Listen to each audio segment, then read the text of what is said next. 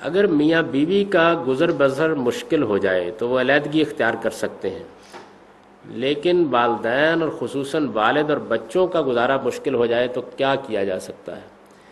جبکہ والدین خود غلطی پر بھی ہوں، اگر بچے خاموشی اختیار کریں تو وہ یہ خیال کریں کہ تم مجھے بیوقوف سمجھتے ہو۔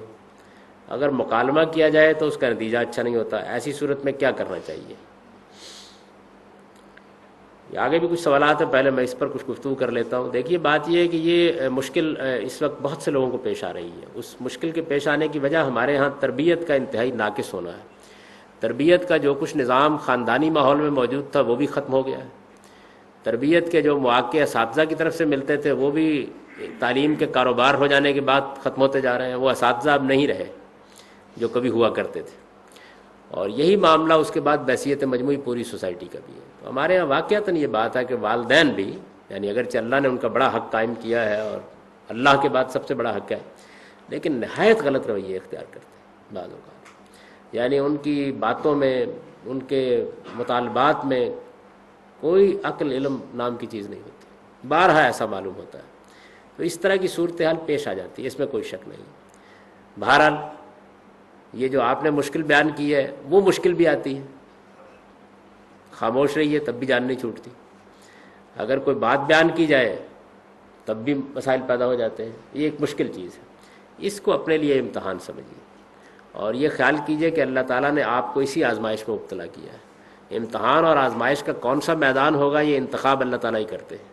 اگر کسی شخص کو والدین کی طرف سے پیش آ گئی ہے تو اس کو بھی بہت سلیقے کے ساتھ یہ عزم کر لینا چاہیے کہ مجھے اس میں کامیاب ہونا ہے۔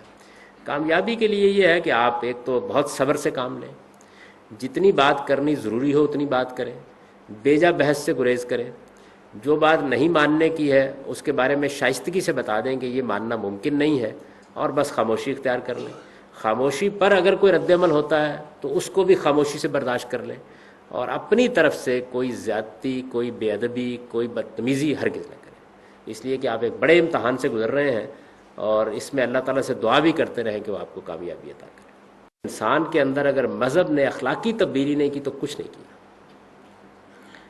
یعنی آپ کے نمازیں اور آپ کے روزے اور آپ کی حج اور آپ کی زکاتیں بالکل ضائع ہو جائیں گی اگر آپ کے اخلاقی وجود کی تربیت نہیں ہوئی۔